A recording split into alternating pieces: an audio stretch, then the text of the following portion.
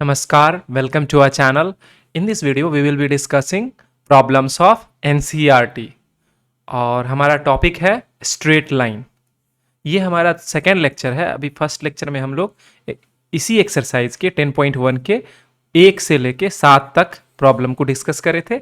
Remaining problem को हम लोग इस वीडियो में डिस्कस करेंगे, ठीक है। और जैसा कि मैं बता चुका हूँ कि मैं दो बुक फॉलो करूँगा। NCERT एक हमारा एकदम स्टैंडर्ड है और दूसरा जो होगा वो SL लोनी होगा। तो हम लोग इन दोनों बुक को फॉलो करेंगे। आज ये एक्सरसाइज कंप्लीट हो जाएगा, इसके बाद लोनी शुरू करेंगे, फिर अल्टरनेटली लोनी NCERT करके। तो आप इसको फॉलो करते हुए आप खुद से ही आप NCERT और लोनी को कर सकते हैं, ठीक है। शुरू करते हैं। ये हमारा आज का पहला प्रॉब्लम है। प्रॉब्लम में कह रहा है find the value of x for which point this and this are collinear.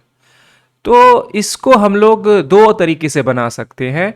अभी से पहले भी कोलिनियरिटी क्लास 10th में भी पढ़ा गया होगा। तो वहां पे बताया गया था कि अगर कोई 3 पॉइंट कोलिनियर है तो हम इस तीनों पॉइंट से क्या करेंगे, एक ट्रायंगल का वर्टिसेस इसको मान लेंगे और इसका एरिया कैलकुलेट करेंगे इस ट्रायंगल का और इसको 0 से इक्वेट कर देंगे। तो इससे जो हमारा रिजल्ट आएगा उसमें जो भी अननोन होगा उसका वैल्यू पता चल जाएगा। और ये एकदम सही है और यहाँ भी कर सकते हैं। लेकिन चूंकि हमारे पास एक एक्स्ट्रा टूल अवेलेबल हो गया है यहाँ पे, और किसी प्रॉब्लम को किसी पर्टिकुलर एक्सरसाइज में देने का मोटो ये होता है कि हम उस टूल को यूज करें।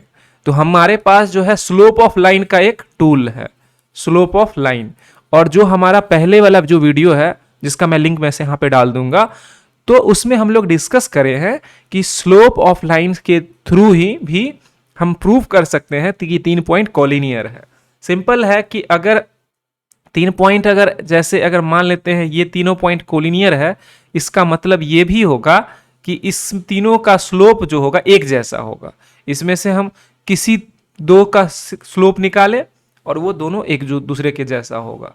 तो अगर हम इस पॉइंट को मार्क करें, चूंकि हमको पॉइंट के बारे में पता नहीं है, तो चाहे 2 पॉइंट अगर पता है तो हम इसको मार्क कर देते हैं स्केल पे ही, क्योंकि ग्राफ पेपर जब हमारे पास है ही। x एक है 2 1, तो हमारा एक पॉइंट यहां हो गया। दूसरा है 4 और 5, तो दूसरा पॉइंट हमारा यहां हो गया। तो इस दोनों पॉइंट को मिला लेते हैं तो एक लाइन। और x -1, x क्या है नहीं पता, लेकिन y -1 है। तो x अगर -1 वाले लाइन पे कहीं पे भी होगा, हम मान लेते हैं कि ये यहां पे है। हमको पता नहीं है, कोई जरूरी नहीं कि यहां पे ही हो, रिजल्ट आने के बाद पता चलेगा। x -1। अब हम क्या करते हैं, इस तीनों पॉइंट का स्लोप निकालते हैं। इसको मान लेते हैं अननोन वाले को p, और इसको मान लेते हैं a, इसको मान लेते हैं b। ये है 4 5 और ये है 2 1, ठीक है। अब हम निकालते हैं slope of A B. Slope of A B अगर निकालते हैं तो क्या हो जाएगा, हमारा फॉर्मूला क्या कहता है, y2 - y1 upon x2 - x1। तो ए पहला और बी दूसरा, यानी कि x1 y1 ये हो जाएगा और x2 y2 ये हो जाएगा। हम जान के रिपीटेडली लिखते हैं। जो लोग थोड़ा एक्सपर्ट होंगे और जिनको आता होगा उनको थोड़ा सा लग सकता है कि अरे ये तो क्या लिख रहे हैं, लेकिन शुरुआती दौर में जो खासकर एकदम बिगिनर्स है उनको ये सब चीज समझने में दिक्कत होता है। हम जब y2 बोले, इसका मतलब अगर ए बी लिखे तो बाद वाले पॉइंट को सेकेंड पॉइंट माने हैं, पहले वाले पॉइंट को इसको हम लोग माने हैं फर्स्ट पॉइंट, इसको माने हैं सेकेंड पॉइंट। तो इसीलिए हम इस तरह से लिख रहे हैं। और y2 क्या है, 5 है, तो 5 माइनस y1 क्या है, 1 है। फिर x2 क्या है, 4 है, और x1 क्या है, 2 है। दोनों का डिफरेंस देखिए, ऊपर में क्या आ जाएगा, 4 आ जाएगा और नीचे में क्या आ जाएगा, 3 आ जाएगा। तो ये हमको पता, 3 नहीं 2 आएगा, सॉरी 2 आएगा, तो इसका हो जाएगा 2। ये हमारा हो गया स्लोप। अब हमको स्लोप एपी का निकालते हैं, स्लोप ऑफ एपी। इसमें भी वही फॉर्मूला लगेगा, y2 - y1 हम जान के लिख रहे हैं। ये मतलब कि इतना, और आप भी जो जो पहली बार बना रहे हैं इसको, हम कहेंगे कि आप एकदम लिखिए, हमेशा फॉर्मूला लिखिए, हर एक प्रॉब्लम में फॉर्मूला लिखिए, इतनी बार लिखिए कि आपको एकदम बाय हार्ट याद हो जाए, आपको अनकॉन्शियसली भी कोई आपसे पूछे तो आपको पता रहे, क्योंकि फॉर्मूला याद नहीं किया जाता, फॉर्मूला प्रैक्टिस किया जाता है। और इसके लिए हम अभी से पहले जो हमारा जीएन वर्मन का सीरीज है उसमें हम बहुत बार कमेंट करें कि फॉर्मूला को कैसे दिमाग में रखते हैं। तो ये हो गया। अब एपी अगर लिखिए तो पी वाला हमारा पॉइंट सेकेंड पॉइंट है, तो क्या हो जाएगा y2 माइनस वन माइनस और 1 अपॉन x2, x है माइनस 2। अब ये हमारा क्या होगा, इसको एक स्टेप और लिखे तो -2 अपॉन x माइनस 2। अब हम इसको मान लेते हैं इक्वेशन 1 और इसको मान लेते हैं इक्वेशन नंबर 2। तो हम अगले पेज पे लेके चलते हैं, हम लिखेंगे फ्रॉम इक्वेशन 1 एंड 2। 1 एंड 2 से क्या होगा, -2 upon x minus 2 is equal to 2। एक बार चेक भी कर लेते हैं। -2 हमारा यहाँ इक्वेशन यहां से दिख रहा है, -2 अपॉन x माइनस 2। तो इसको लिखिए, ये 2 से हम चाहेंगे तो ऊपर भी कैंसिल कर सकते हैं। 2 से अगर इसको कैंसिल करें तो ये यहाँ पे -1 बचेगा। x minus 2 is equal to -1, x is equal to 2 minus 1 is equal to 1 answer. तो हमारा x का वैल्यू पता चल गया। अब हमसे पूछ क्या रहा है, find the value of for, तो सिर्फ x का ही वैल्यू पूछ रहा है, तो हमारा x का वैल्यू आ गया। बहुत ही सिंपल प्रॉब्लम है और हम देखें कि कैसे इसको हम सॉल्व करें। अगली प्रॉब्लम पे चलते हैं। Without using distance formula so that point this this this and this, मतलब 4 पॉइंट दिया हुआ है, आर वर्टिसेस ऑफ पैरेललोग्राम। तो सबसे पहली बात, अगर हम स्केल्ड ग्राफ पे अगर इस पॉइंट को लोकेट करके अगर मिला दे तो दिखने से ही पैरेललोग्राम लगेगा, लेकिन हमको दिखने से मतलब नहीं है, हमको ये चीज प्रूफ करना है कि ये चीज सच में ऐसा आता है। और अगर ऐसा आता है तो ठीक है, नहीं आता है तो फिर हम उसको दिखाएंगे। और स्केल लेने का हम एडवांटेज ऑलरेडी बता चुके हैं और आप खुद फील कीजिएगा, क्योंकि अगर हम बताएंगे इसका मतलब कि आप अगर एडवांटेज सही में आपको नहीं दिख रहा है, इसका मतलब कि हम जो बता रहे हैं वो सही नहीं होगा। तो ऐसा नहीं है, आप खुद फील कीजिएगा इसका डिफरेंस। -2 -1, तो -x में 2 -1, ये पॉइंट यहां हुआ। 4 0, x में 4 y में 0, मतलब x एक्सिस पे। 3 3, मतलब y is equal to x वाला लाइन, 3 और 3। और -3 2, -3, x में -3 है तो -3 और 2 यहां है। ठीक है, एक सेकेंड, पहला वाला -2 -1, -2 -1, ये यहां है। अब हम सारे चारों पॉइंट को मिला लेते हैं। दिखने से ये ऑलरेडी लग रहा है कि ये पैरेललोग्राम है, लेकिन हमको उससे मतलब नहीं है, हमको उससे कोई मतलब नहीं है। हम ऑर्डर में सारे पॉइंट को लिखते हैं, -2 -1 4 0 3 3 -3 2। सबका नोमेनक्लेचर कर देते हैं, A B C D। अब हम सिंपली करना क्या है, पैरेललोग्राम का हमको बहुत सारा कंडीशन पता था 10th क्लास में, कि एक कंडीशन था कि अगर अपोजिट साइड अगर पैरेलल हो तो पैरेललोग्राम ऐसा था, या फिर था कि अगर अपोजिट साइड के बदले अगर सिर्फ एक साइड यानी वन पेयर, अगर ये और ये पैरेलल और इक्वल हो तो भी पैरेललोग्राम।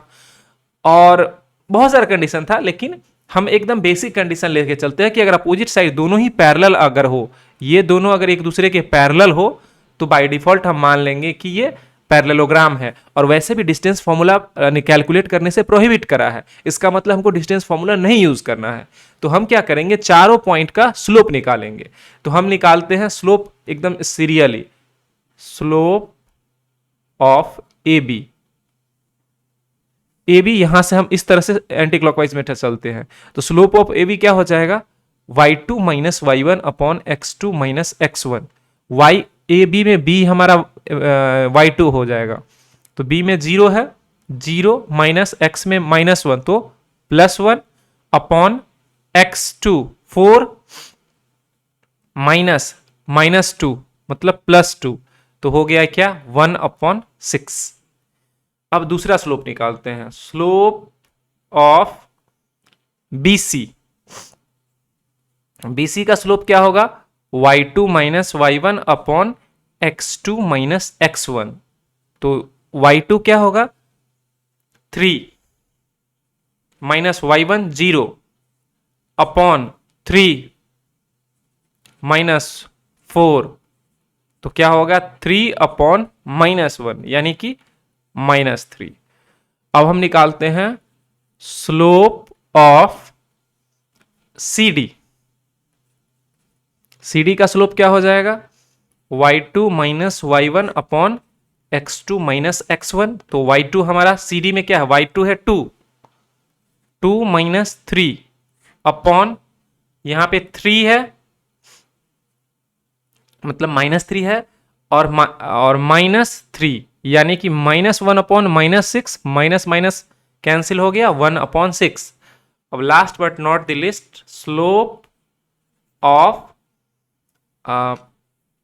DA, जब चूंकि हम साइक्लिक चल रहे हैं तो हम DA ही लिखेंगे। DA यहां भी वही होगा y2 minus y1 upon x2 minus x1, जो क्या आएगा y2 यहां पे ये हो जाएगा -1, मतलब जो बाद वाला है वो हमारा सेकेंड होता है और जो पहले वाला होता है वो हमारा फर्स्ट पॉइंट होता है।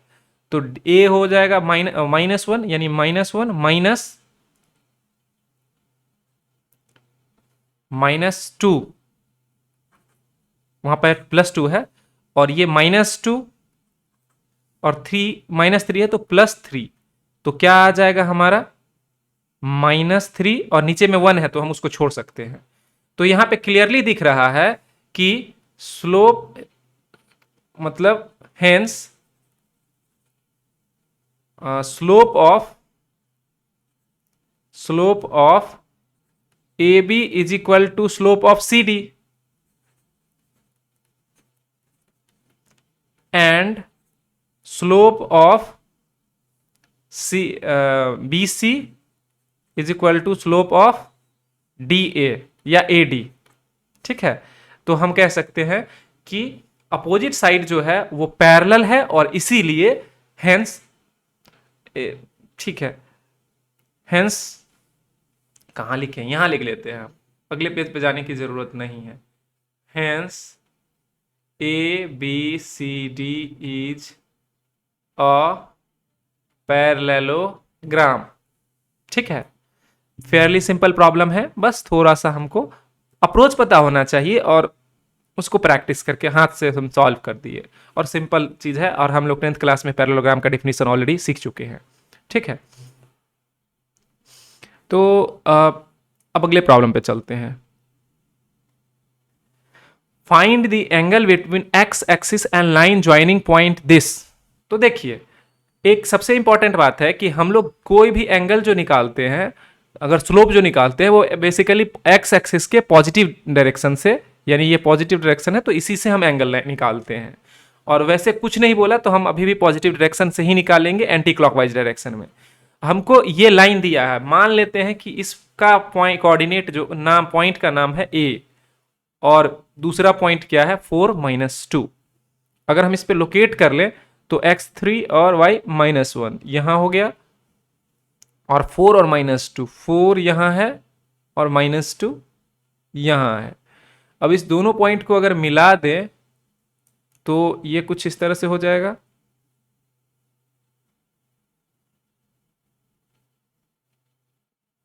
ठीक है, हमारा A यहां है 3 माइनस, सॉरी इसको इधर लिखते हैं 3 और -1, और B यहां है 4 और -2।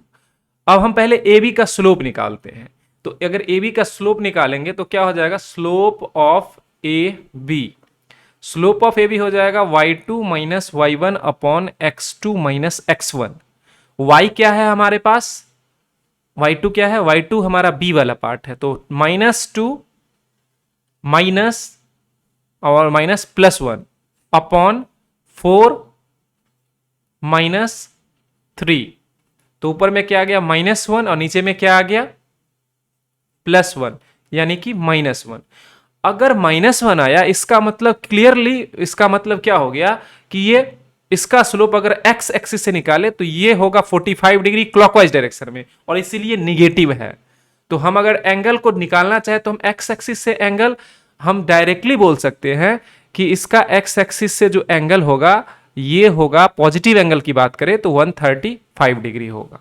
हम डायरेक्टली बोल सकते हैं कि हमारा इस लाइन का स्लोप ये आया, हम इसको x एक्सिस ये बोल सकते हैं, ये हम मतलब इंट्यूशन से बोल दिए। लेकिन हम अगर मान लेते हैं कैलकुलेट करके दिखाना चाहते हैं कि इसका स्लोप क्या होना होगा, तो उसके लिए कोई मतलब मुश्किल काम नहीं है, हम इसको प्रूफ भी मतलब निकाल भी सकते हैं। तो इसके लिए तरीका क्या है, तरीका ये है कि इसके लिए थोड़ा सा थ्योरी हम बता देते हैं।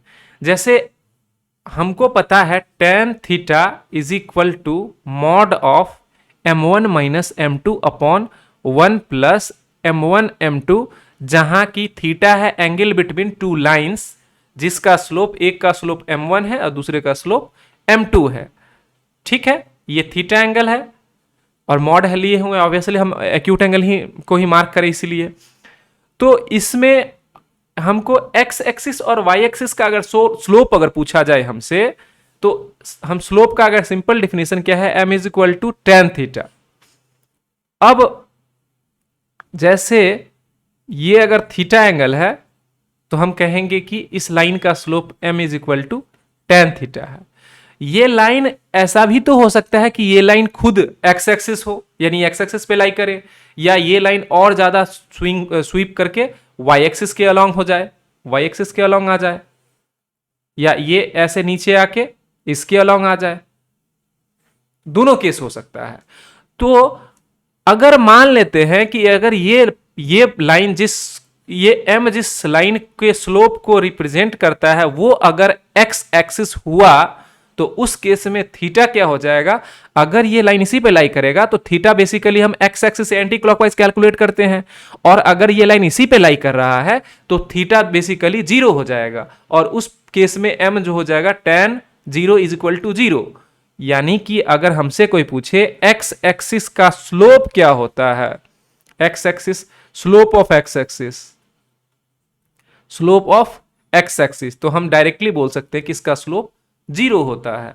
सिमिलरली अगर हम y एक्सिस अगर हमारा लाइन y एक्सिस को रिप्रेजेंट करे तो थीटा क्या हो जाएगा, 90 डिग्री हो जाएगा, m is equal to tan 90, जो कि अनडिफाइन होता है या इंफिनिटी लिख सकते हैं।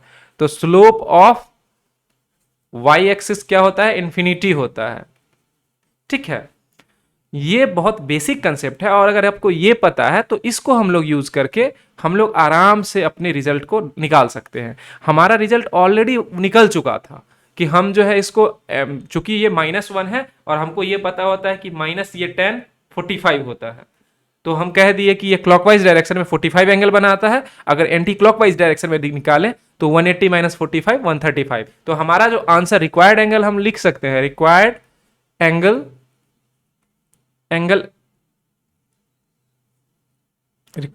Angle is equal to 135 degree. तो ये हमारा आंसर हो गया। लेकिन अगर हम जो फॉर्मूला आगे वाले पेज पे सीखे हैं, अगर इसको यूज करके हम निकालना चाहे तो ये भी कर सकते हैं, कोई रॉकेट साइंस नहीं है। हमको एंगल ही पूछ रहा है तो हम निकालेंगे tan theta is equal to m1 minus m2 upon 1 plus m1 m2। अब देखिए मॉड ऑफ m1 क्या है, 0 है, और m2 क्या है, -1 है, -1, और नीचे में क्या है 1 प्लस 0, तो हमको 1 आया, यानी थीटा आया हमको 45 डिग्री, और ये हमेशा एक्यूट एंगल देता है। तो ऑब्वियस बात है अगर हम x एक्सिस और इस लाइन के बीच का एक्यूट एंगल बोले तो वो 45 डिग्री ही है। लेकिन अगर हमको इस x एक्सिस से एंगल पूछ रहा है और उसके बारे में कोई ज्यादा इंफॉर्मेशन नहीं दिया है, तो हम हमेशा x एक्सिस से एंटी क्लॉकवाइज एंगल को मेजर करेंगे, चाहे वो एक्यूट हो या ऑब्ट्यूज्ड हो। तो इस चीज को ध्यान रखना जरूरी है। और ये 45 हमको थीटा पता चल गया, और हमसे अगर पूछ रहा है, चूंकि हम इस लाइन से एक्स एक्सिस के का जो एंगल पूछ रहा है, तो वो हो जाएगा, जो हम रिक्वायर्ड एंगल बोलेंगे वो हो जाएगा 180 माइनस 45, क्योंकि ये फॉर्मूला जो है हमको हमेशा एक्यूट एंगल देता है, हमेशा मतलब हमेशा, और उसको हम सिचुएशन को देख के हम साइन कन्वेंशन यूज करके हम उसका रिजल्ट निकालते हैं। तो 135 यहां से भी आ जाएगा। ठीक है, एकदम सिंपल सा प्रॉब्लम है। इस प्रॉब्लम में हमको प्रॉब्लम से ज्यादा इंपॉर्टेंट ये कंसेप्ट, ये यहाँ पे ये जो बताया गया है इसको आप दिमाग में रखिएगा कि कई बार बच्चों को ये पता नहीं होता है कि एक्स एक्सिस और वाई एक्सिस का इक्वेशन क्या होता है या स्लोप क्या होता है। मतलब 10th क्लास में तो हम बहुत कम बच्चे ऐसे हम बहुत सारे बच्चों को देखे थे, कम ही बच्चों को एक्स एक्सिस और वाई एक्सिस का इक्वेशन पता होता था। वो लोग जैसे ही इक्वेशन का नाम सुनते थे वो घबरा जाते थे कि क्या पूछ लिया गया। ठीक है, तो स्लोप भी पता होना चाहिए, बहुत ही इंपॉर्टेंट है। अगले प्रॉब्लम पे चलते हैं, और ये हमारा प्रॉब्लम अभी अगला है। कह रहा है slope of a line is double the slope of another line, the tangent of the angle between them is 1/3। तो देखिए, मान लेते हैं पहला स्लोप जो है वो m है से, तो अकॉर्डिंग टू क्वेश्चन हम क्या बोल सकते हैं, अकॉर्डिंग टू क्वेश्चन m2 जो है वो है 2m है। अब हमसे बोला जा रहा है कि दोनों के बीच का एंगल tan थीटा जो है वो दिया हुआ है 1/3। तो हमसे पूछ रहा है फाइंड स्लोप्स ऑफ लाइंस। तो ऐसा बहुत सारा लाइन हो सकता है, तो हम क्या करते हैं, हम फॉर्मूला अपना यूज करते हैं वही एंगल वाला, m1 minus m2 upon 1 plus m1 m2। और जब भी हमको ये वैल्यू दिया रहे तो उस केस में हम लोग बोले थे कि हम लोग tan थीटा मॉड को ओपन करने के लिए प्लस माइनस करेंगे और दोनों ही वैल्यू को चूज करेंगे। तो हम अभी लिख लेते हैं 1/3 मॉड ऑफ m1 के जगह m minus 2m upon 1 plus दोनों का मल्टीप्लीकेशन 2m स्क्वायर। अब हम केस 1 या केस 1 हम लिखते हैं यहां पे। केस 1 में क्या है, minus m upon 1 plus 2m square is equal to, case 1 में हम पॉजिटिव वाला लेते हैं, पॉजिटिव वाला, पॉजिटिव मतलब 1/3 मॉड को ओपन करके। अब इसको सिंप्लीफाई करें तो 1 plus 2m square is equal to minus 3m, इसको अगर इधर ले तो 2m square plus 3m plus 1 is equal to 0। अगर इसका फैक्टराइज करें तो क्या आ जाएगा, 2m square plus 2m plus m plus 1 is equal to 0। तो ये हो जाएगा 2m कॉमन लेंगे, m प्लस 1 और plus 1 m plus 1 is equal to 0।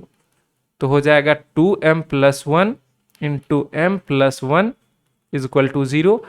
m is equal to हो जाएगा माइनस हाफ और माइनस 1। तो हमको एक, मतलब अगर इससे हम निकाल लिए तो हमारा एक m1 क्या is equal to m is equal to minus half minus 1, और m2 जो है वो क्या है 2m है, तो हम इसको लिख सकते हैं माइनस 1 और माइनस 2। तो पहला सेट जो है हमारा का आंसर ये हो गया, केस 1 जब हम पॉजिटिव ले रहे हैं। हम निगेटिव लेके चलते हैं, अगले केस में देखते हैं। केस नंबर 2, जब हम लोग लेंगे, हमारा क्या है अंदर में minus m upon 1 plus m square, तो minus m upon 1 plus 2m square is equal to minus 1/3। हम लोग कौन सा केस ले रहे हैं, निगेटिव वाला केस ले रहे हैं। तो ये माइनस से माइनस को कैंसिल कर दिए, तो क्या आ गया 1 plus 2m square is equal to 3m। तो क्या हो जाएगा 1 plus 2m square minus 3m plus 1 is equal to 0, minus 2m minus m plus 1 is equal to 0। 2m common ले लिए, m माइनस 1 तो m minus 1 is equal to 0।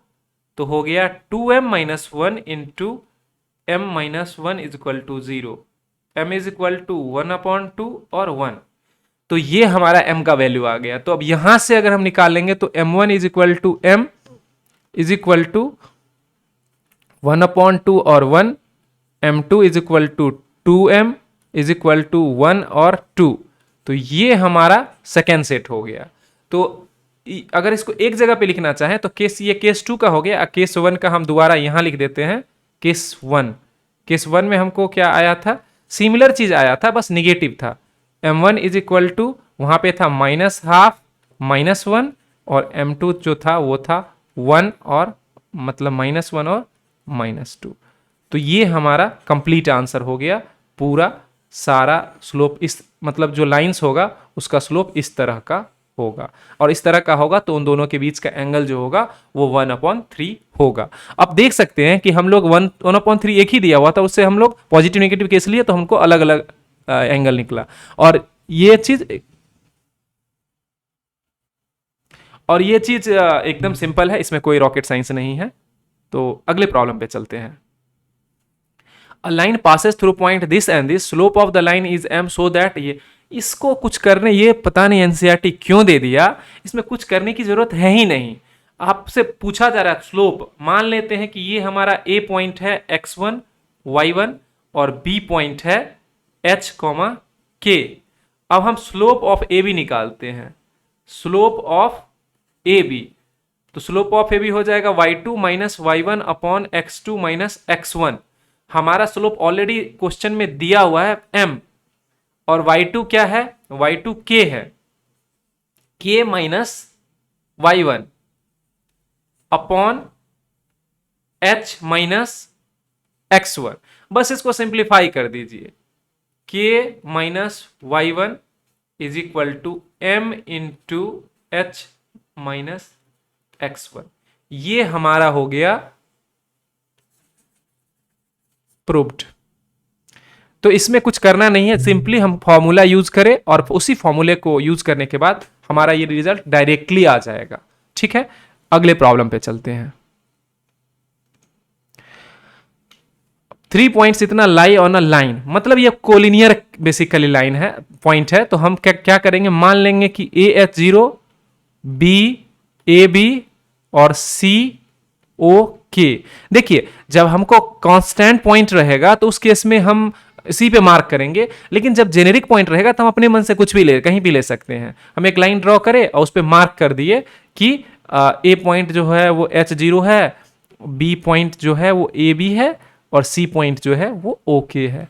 अगर हमको constant रहता, वैसे एक चीज सोचने वाली बात है, H0 है तो ये हो जाएगा x एक्सिस पे, और 0 के है तो ये हो जाएगा y एक्सिस पे, और AB होगा तो बीच में कहीं पे होगा, तो वो होगा, लेकिन हमको पता नहीं तो हम ऐसे ही इसको लिख लिए।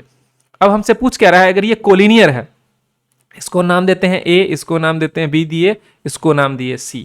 हम अब स्लोप निकालते हैं, बेसिकली 2 स्लोप निकालेंगे, हमारा रिजल्ट आ जाएगा। स्लोप ऑफ AB निकालते हैं तो क्या हो जाएगा, y2 माइनस y1 और x2 माइनस x1।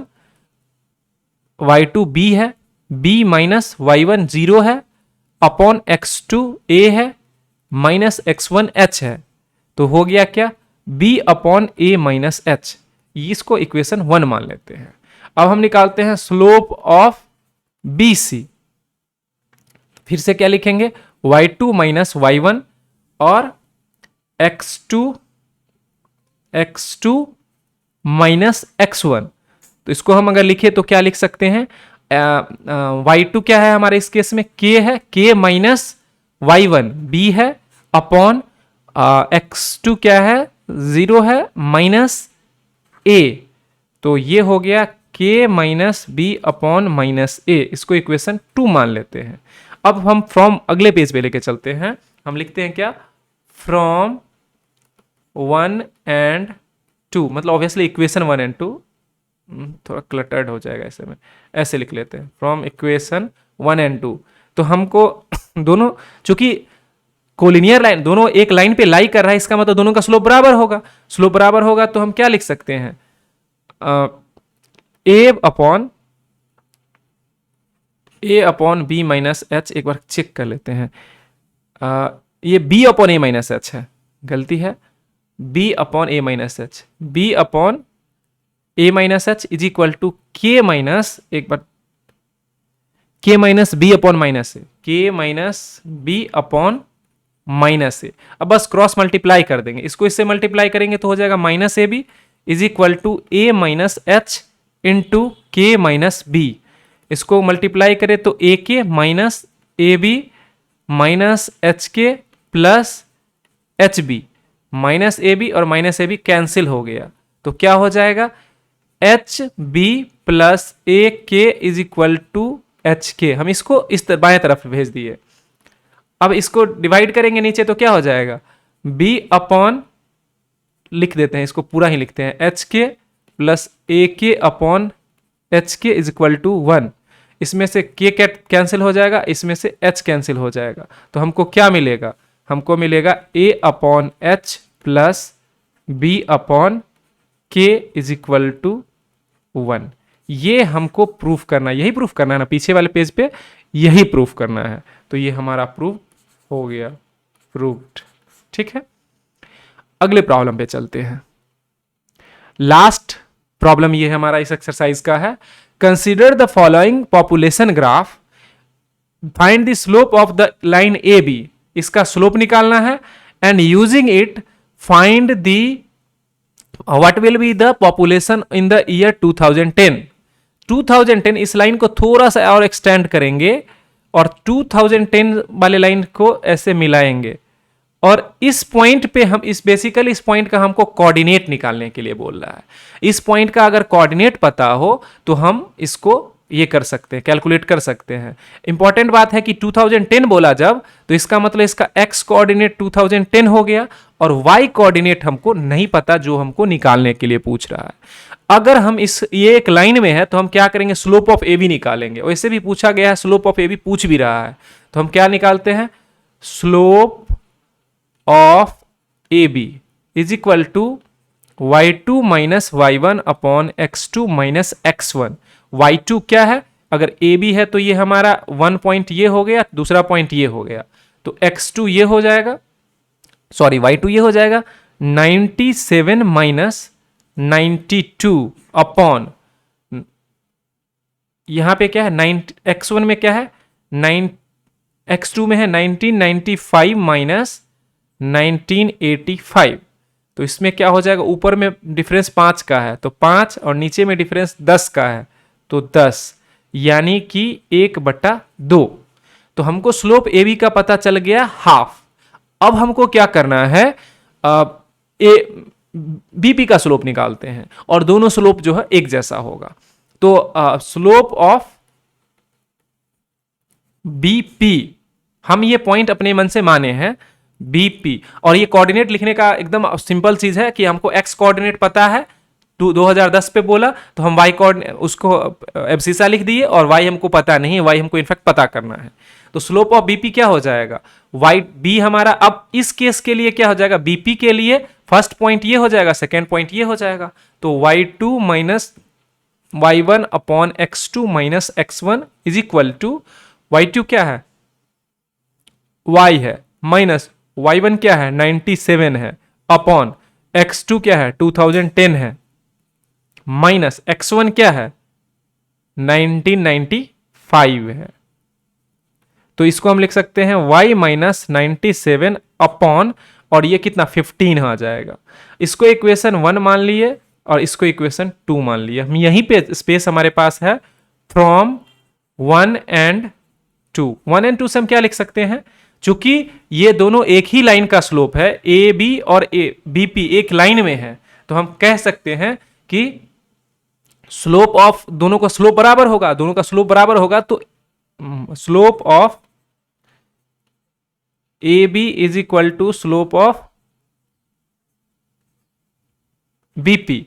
यहां पे ये लिखना थोड़ा ठीक नहीं होगा। अगर हम स्लोप की बात करें तो स्लोप ऑब्वियसली कोलिनियरिटी से, since A B and P lie on a line, एक लाइन में लाई कर रहे हैं। अब हम फ्रॉम 1 एंड 2, मतलब आपका रीजनिंग सही होना चाहिए, आप किस बेसिस पे लिख रहे हैं वो आप सही लिखिए। तो ए बी का एक हाफ है, और इस ए बी का हाफ है, और इसका हम क्या लिख सकते हैं, y माइनस 97 अपॉन 15। अगले पेज पे इसको लेके चलते हैं। तो क्या है, y minus 97 upon 15 is equal to half.